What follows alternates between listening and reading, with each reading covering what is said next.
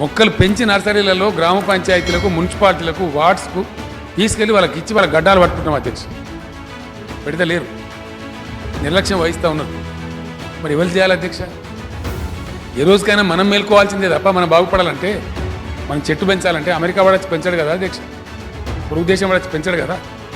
ఏ రోజుకైనా సరే మనమే మేల్కోవాలి.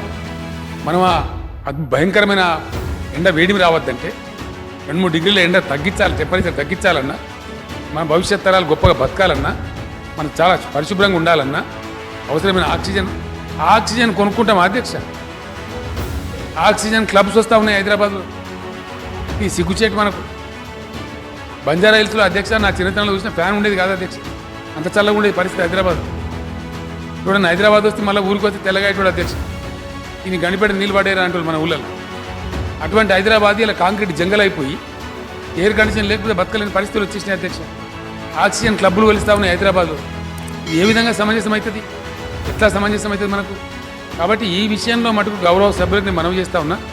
మనం ఇలా ఏదో చేయవలసిన కర్తవ్యాన్ని వదిలిపెట్టి నేల విడిచి సాము చేయడం కాదండి. అడవులను నష్టపోకుండా చూసుకోవాలా, అక్కడ గిరిజనుల హక్కులను రక్షించాలా. ఆ తర్వాత అడవులు మాత్రం 1 ఇంచు అడవిని కూడా ఖరాబు కానీయం అధ్యక్ష. అదేవిధంగా పట్టణాలలో గ్రామాలలో గ్రీన్ కవర్ పెరిగి తీరవాలి అధ్యక్ష. ఎట్లా పెరిగా మేము చూస్తాము. ఇంతకుముందు మేము గౌరవించడం రిక్వెస్ట్